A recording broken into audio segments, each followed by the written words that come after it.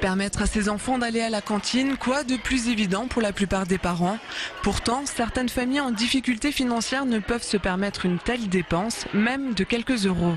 Elles finissent par ne plus payer et demandent à leurs enfants de ne plus aller dans les restaurants scolaires. L'alimentaire comme unique variable d'ajustement dans les budgets trop serrés, une décision qui au final impacte le bon équilibre alimentaire de l'enfant. La Confédération syndicale des familles gère actuellement 150 dossiers de familles en difficulté. 10 concernent des impayés de cantine. Depuis 5 ans et le développement de la crise économique, les cas se multiplient.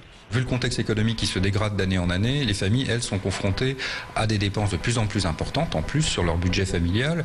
Et donc, la cantine en fait partie, même s'il existe des dispositifs qui sont mis en œuvre par les collectivités qui sont plutôt favorables aux familles les plus en difficulté. Malheureusement, la question alimentaire n'apparaît pas pour les familles souvent comme étant une priorité dans le budget familial.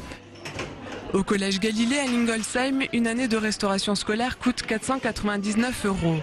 L'établissement nourrit en moyenne chaque jour 257 élèves. Sur le bureau du principal, 17 dossiers d'impayés sont en cours de traitement. Quelques-uns sont à l'étude chez un huissier de justice. L'éviction de la cantine reste anecdotique. C'est vraiment la pire des situations, la pire des solutions, parce qu'elle consiste à pénaliser un élève qui n'est pour rien dans la difficulté, quelle qu'en soit la nature, qu'ont ses parents à régler les frais de cantine. Tout au plus nous est-il arrivé de menacer les familles d'éviction de la cantine si une réaction n'était pas obtenue dans un délai satisfaisant après l'envoi des rappels de facture. Quelle solution pour aider ces enfants et ces familles? La communauté urbaine de Strasbourg a instauré une modulation tarifaire. Le prix des cantines est déterminé par les revenus familiaux. C'est du cas par cas. Le repas coûte entre 1 et 5,75 € en fonction du quotient familial. Il n'y a pas eu un gros boom comme on aurait pu l'imaginer.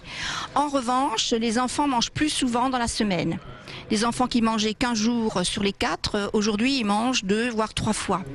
Puisque la tarification de 1 € a quand même permis à beaucoup de familles d'envoyer les enfants à la restauration scolaire. Offrir aux enfants un vrai repas à la cantine, une priorité affichée par de nombreux acteurs sociaux. Cette grille tarifaire aurait permis la distribution de 430 repas supplémentaires l'an dernier à Strasbourg.